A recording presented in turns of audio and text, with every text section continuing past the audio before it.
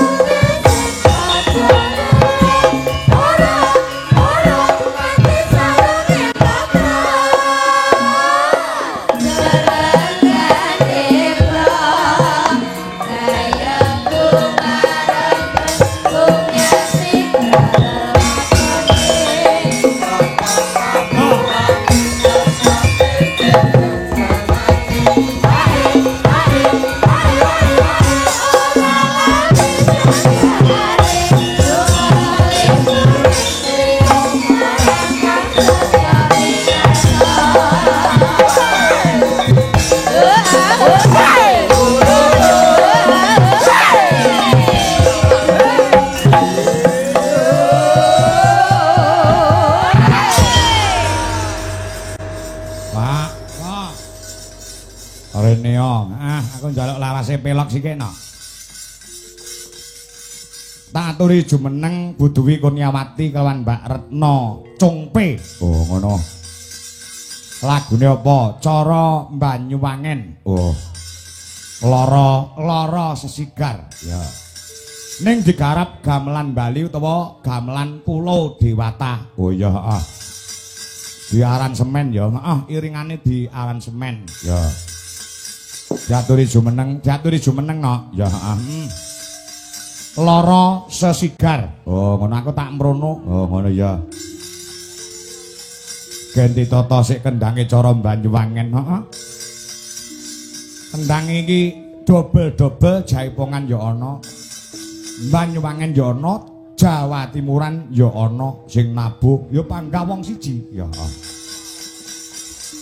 Ya apa-apa iso kok ana. Ya heeh.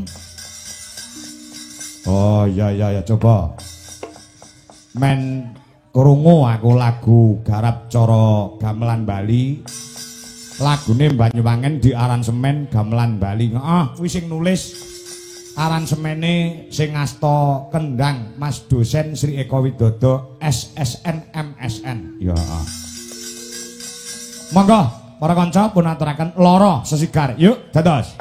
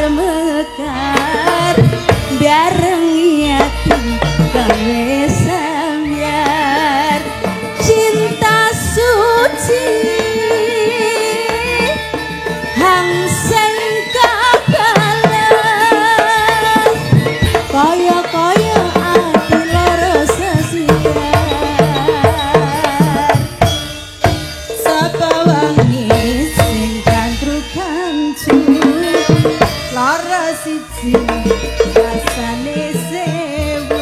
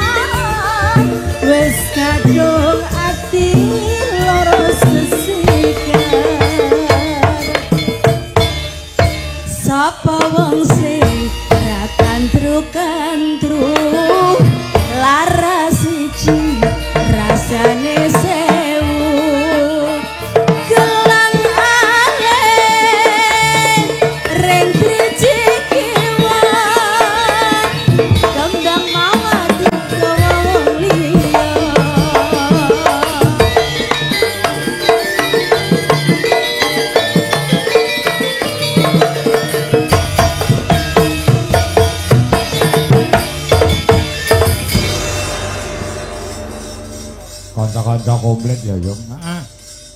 Wijolaras Indonesia Ngabiyantara komplit sowan ana ing adate setiap tahun no. Ya heeh.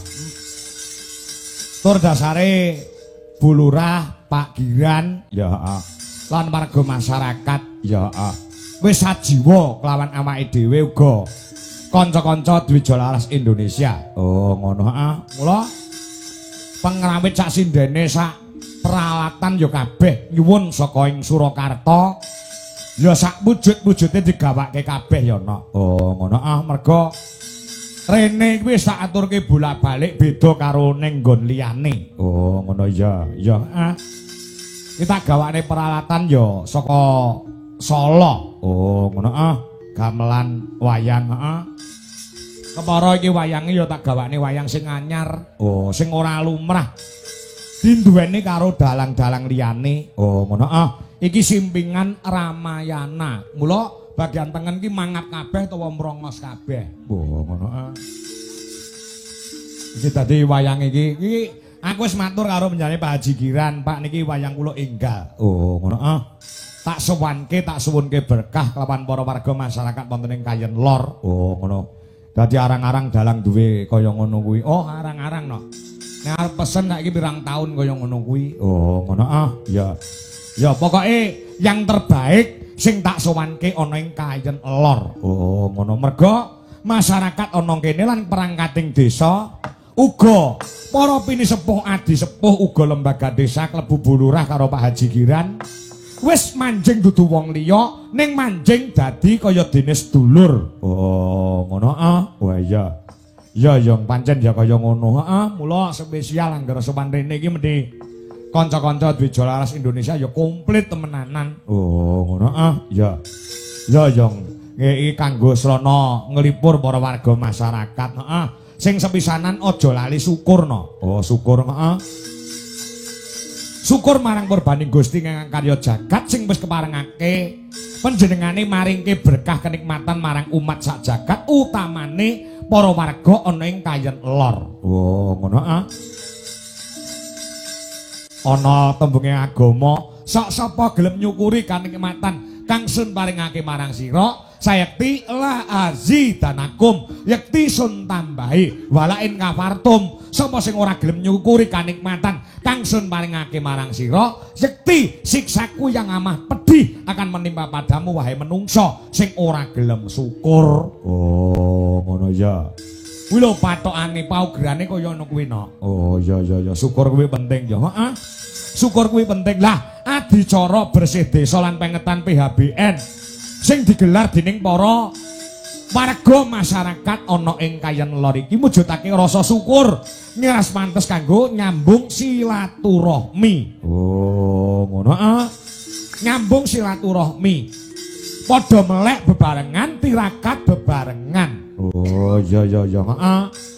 Ning kene iki nonton wayang kaya ngene wis ora ana bedane. Agama apa wae dadi siji no. Ya heeh. Sing Islam ya ana, Kristen ya ana, Katolik ya ana. Hindu ya ana, Buddha ya ana. Dadi siji nonton wayang iki sing diarani nglestarekake kelawan budaya. Wis ora bedak-bedakne agamane apa, kapercayane apa, menjadi satu. Oh, ngono. Kanggo sono nguring-uring budaya lan nirakati desane saengga donga bebarengan.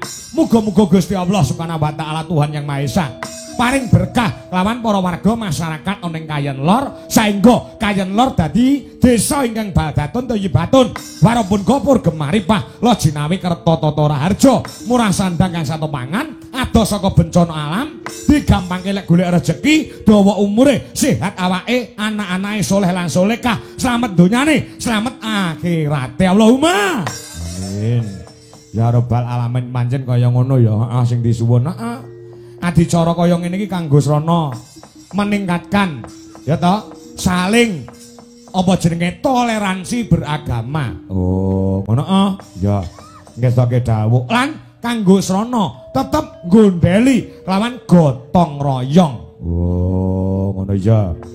Ya sing sebanjure saling mengingatkan dalam hal kebaikan. Oh, ngono ya. Ya yang pancen sing disuwun kaya ngono. Intine sing tak aturke iki mau dawuh saka panjenengane Bapak Haji Sugiran minangka dadi pinisepuh. Oh, ana ing Desa Kayen Lor. Siapa yang tidak tahu bahwasanya beliau ki wis minangka dadi sesepuhing para warga ana ing Kayen Lor. Ngasta kepala desa ya 2 periode 8 tahun 2 kali. Heeh. Weh kaya ngono. Heeh. 2 tahun dibacoti kalawan penjane Bugiran. Oh ya heeh. Ki ya wis 3 periode nek ora kleru. Oh, tujune entuk tambahan 2 tahun. Oh ya ngestoke dawuh heeh. Kaya ngono kuwi lho nek masyarakat ora percaya kalawan penjane Pak Giran, kalawan penjenane Bugiran, ya tangeh bisane ngasta pucuk pimpinan ana ing Desa Kayen Lor. Wah, ya. Iki kena nggih contoh, kena nggih tulodo. Heeh, pancen ya kaya ngono dadi panjenengane Pak Haji Giran ki wis pirsa, ngitung lho, ngitung. Awake dhewe sowan rene ki wis ping pira ngono ngitung. Ki mong sore aku didhawuhi, jebule awake dhewe ning Kayen Lor tok kene ki wis ping 20 lho. Wah, ping 20 ya. Iya.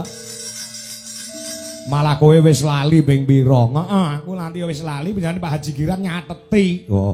Anu Dek Kangko sampean mriki niku pun ping 20. Oh, mongko nek adate dalang-dalang dhisik kuwi anggere wis genep ping 9 tanpa let ping 10 gratis. Oh, kuwi dhisik. Heeh. Oh, ya gandeng iki mau aku dielekne karo panjenengane Pak Haji Giran. Wis muga-muga disekseni kaki danyang Nyai Janyang ingkang lenggah wonten ing Kayen Lor. Sok anggere lek nanggap aku tanpa let wis genep ping 100. Kuwi tak tuwa apuk lambemu. Umurmu ngantek pira? Ya mbok menawa dawa umure wong dijaluki dawa umure sehat awake kono. Ya. Nek mrene iki wis ora nganggo hitungan dhuwit no. Nek pancen kurang aku mending njaluk kalawan panjenengan Pak Haji Giran pun mboten saged ngedum Pak Haji mang tambahi. Oh, ngono ya. Ya. Panjenengane mesti pirsa nek bahwasanya rombongan sakmene kae iki enek lek wong 50. Oh, ngono ya. Ya. Ya, ki mau ya entuk salam saka langganane awake dhewe Lurahe Banjarjo. Ngono. Ya, ngesong kuwi ya langganan. Pokoke kene iki yang diistimewakan loro, siji Kayen Lor, sing angka 2 ngesong Banjarjo. Oh, ngono ya. Mergo aku nutukne naluri sejarahe penjane Bapak Haji Sukron Suwanda. Oh ngono. Pancen sengaja aku mbiyen ditandur wit enom nganti sak yahene. Oh, sak mundure penjane Bapak Haji Sukron Suwanda awake dhewe sing maju. Oh, ngono ya iya. Ora pedhot pas sedulurane kelawan para warga ana ing kayen lara pelemahan. Heeh, pancen ya kaya ngono no. Ya. Ngaturke tetembangan luwih dhisik sadurunge ana bintang tamune. Oh, ngono ana ya. Ana. Lagune apa? Gandeng iki acarane loro. Apa? Acarane ya kuwi bersih desa uga. PHBN. Walaupun wis telat ning sasi September, ora apa-apa. Inak akmalu biniat. Kabeh kuwi gumantung karo niate. Oh, ngono ya. Ngaturke lagon sing apa jenenge kuwi? Pelok barang kae, Mas. Oh, pelok barang. Ngono lagu kanggo bersih desa dibajutke kanggo pitulasan. Oh, gugur gunung dibajutke 17 Agustus. Wah, ya. Ya ngestoke dawuh. Diaturke kelawan para sutresna budaya sing pareng rawuh. Wah, sing rawuh ya pirang-pirang temenanan.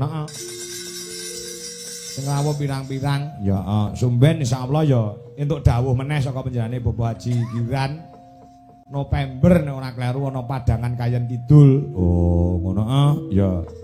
Ki mau yo kene yo ngrejekeni wong Kediri ki mau aku pas macak ki enek wong telepon. Wah, jan Kayen Lor ki ngrejekeni awake dhewe. Oh, ngono telepon karo aku, Pak Kangko saka ngendi? Nek tak delok sik ngundak kleru. Oh, ngono Saka Lurah Kebon Duren. Oh, Kebon Duren, Tarokan Kediri. Oh, ya.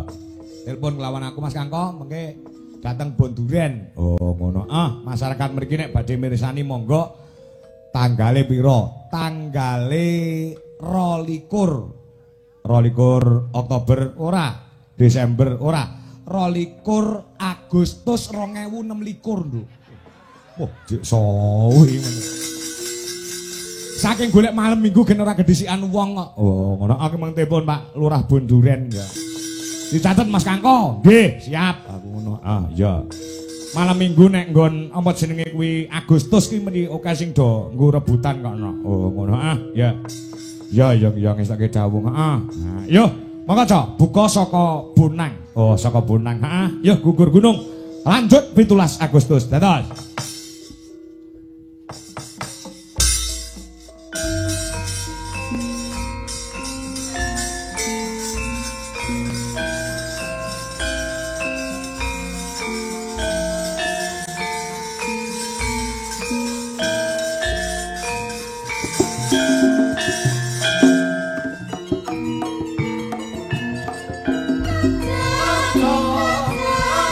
Ayai tariane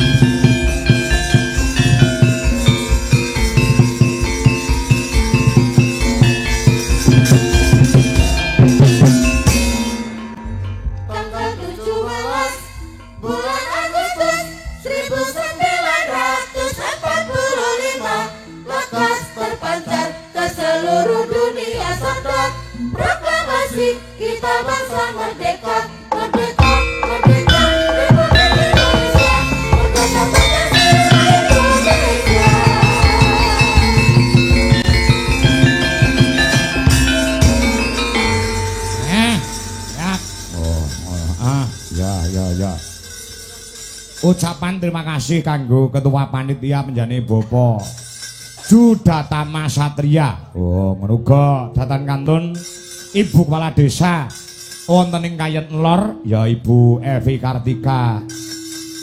Uga datan kantun tamu undangan mbok menawa wis kepareng rawuh Pak Camat saka Pelemahan ya. Muspika Kecamatan Pelemahan, Pak Kapolsek Pak Dan Ramil uga mbok menawa rawuh kepala desa sekecamatan Pelemahan. Uga datan kantun lembaga desa Kayen Lor lan seluruh warga masyarakat. Oh, ngono ya. Sing bengi iki wis kepareng rawuh. Oh, ngono ya. Ya sugeng hamirsani ya. Sugeng hamirsani. Tumrap sedaya pamirsa. Oh, iki pancen penjane Pak Haji Giran Samatara dina kepungkur WA kelawan aku nyuwun lakon singkat sore perang Dik Kangko. Oh ngono oh ngono ya.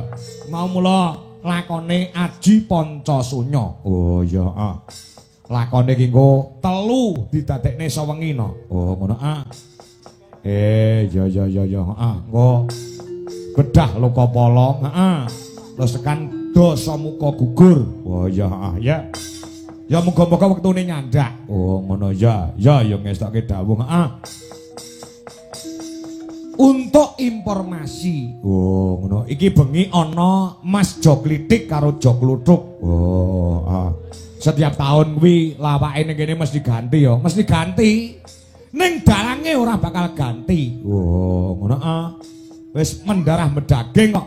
Dadi masyarakat Kayen Lor iki ora gelem ganti. Dalange kudu tetep kowe. Iya, Nduk. Mbok nganti kapan to? Iki dalange panggah awake dhewe. Mergo kowe apik ora. Mergo sabetamu bergas ora. Sebabe murah ning kene iki. Dadi wah ngono oh iya. Yes, kanggo srana bektine awake dhewe kan penjane Bapak Haji Giran. Bapak Haji Giran iki lek kenal karo aku ki ket jaman aku isih cilik dhisik. Apa iya? Ya.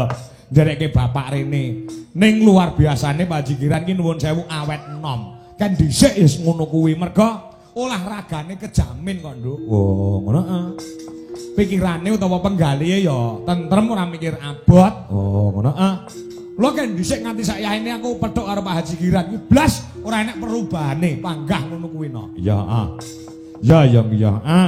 Yo Mas Joklitik karo Jokluthuk ya musike esem lan guyumu Mas. Ya Oh, ngerasik ya. Ngerasik. Ya, bengi iki uga digiarke langsung lewat streaming YouTube Dwi Jolaras Indonesia. Oh, ngono udakara meh 2000 wisan penontone. Urung sing ning TikTok dalang kangko, urung sing ning nggon. Walah, iki jan nganti kaya oh, ngono. Iki apa jenenge pemburu konten dan pemburu dolar. Oh, ngono. Selamat bekerja. Muga-muga do entuk dolar sing akeh. Oh, ngono. Amin. Sing dodol-dodol ya akeh. Apa enek sing enek cita-cita tuku permen jahe to ki mau? Wis tuku. Oh, tukunen ngene mesane. Mesane abape. Permen jahe 2000, 2000. Lek muni buanter kek sore mau. Lah ra mok tukoni panggah omong bakule. Oh, ngono. Ya. Ngono. Yo, esem lan guyumu mangga, Mas Coro. Yuk.